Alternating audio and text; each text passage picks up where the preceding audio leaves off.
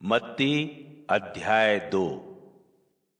हेरोदेस जब राज कर रहा था, उन्हीं दिनों यहूदिया के बैतलहम में यीशु का जन्म हुआ। कुछ ही समय बाद कुछ विद्वान जो सितारों का अध्ययन करते थे, पूर्व से यरूशलेम आए। उन्होंने पूछा, यहूदियों का नवजात राजा कहाँ है? हमने उसके सितारे को आकाश में देखा है, इसलिए हम पूछ रहे हैं। हम उसकी आराधना करने आए हैं। जब राजा हेरोदेस ने यह सुना तो वह बहुत बेचैन हुआ और उसके साथ यरूशलेम के दूसरे सभी लोग भी चिंता करने लगे। सो उसने यहूदी समाज के सभी प्रमुख याजकों और धर्मशास्त्रियों को इकट्ठा करके उनसे पूछा कि मसीह का जन्म कहाँ होना है।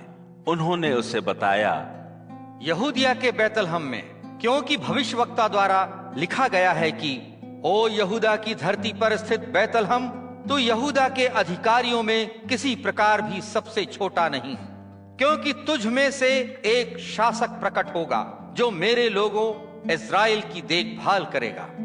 तब हेरोदेस ने सितारों का अध्ययन करने वाले उन विद्वानों को बुलाया और पूछा कि वह सितारा किस समय प्रकट हुआ था। फिर उसने उन्हें बैतलहम भेजा और कहा, जाओ उस शिशु के बारे में अच्छी तरह से पता लगाओ, और जब वह तुम्हें मिल जाए तो मुझे बताओ, ताकि मैं भी आकर उसकी उपासना कर सकूं। फिर वे राजा की बात सुनकर चल दिए। वह सितारा भी जिसे आकाश में उन्होंने देखा था, उनके आगे आगे जा रहा था। फिर जब वह स्थान आया जहां वह बालक था, तो सितारा उसके ऊपर रुक गया। जब उन्होंने यह देखा तो वे बहुत आनंदित हुए।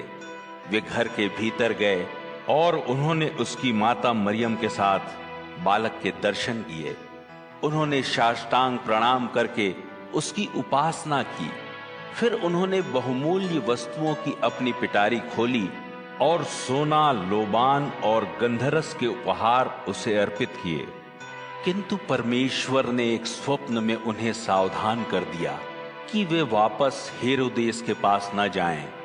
सो वे एक दूसरे मार्ग से अपने देश को लौट गए। जब वे चले गए तो यूसुफ को सपने में प्रभु के एक दूत ने प्रकट होकर कहा, उठ, बालक और उसकी माँ को लेकर चुपके से मिस्र चला जा, और मैं जब तक तुझसे ना कहूँ वहीं ठहरना, क्योंकि हेरोदेस इस बालक को मरवा डालने के लिए ढूंढेगा।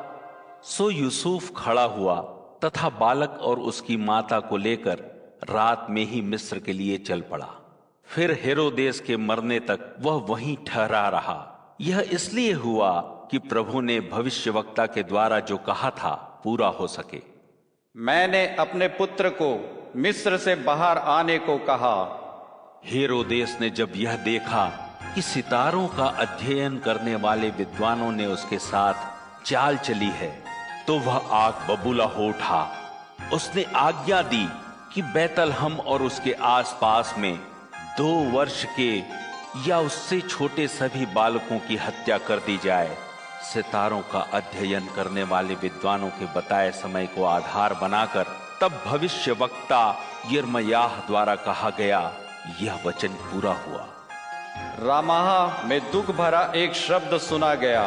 शब्द रोने का, गहरे विलाप का था। राहेल अपने शिशुओं के लिए रोती थी, चाहती नहीं थी कोई उसे धीरज बंधाए, क्योंकि उसके तो सभी बालक मर चुके थे।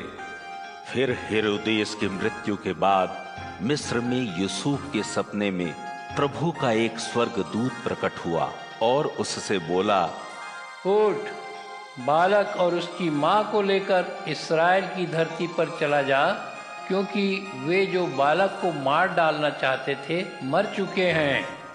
तब यूसुफ खड़ा हुआ और बालक तथा उसकी माता को लेकर इस्राएल जा पहुंचा। किंतु जब यूसुफ ने यह सुना कि यहूदिया पर अपने पिता हेरोदेस के स्थान पर अरखिलाउस राज कर रहा है, तो वह वहां जाने से डर गया।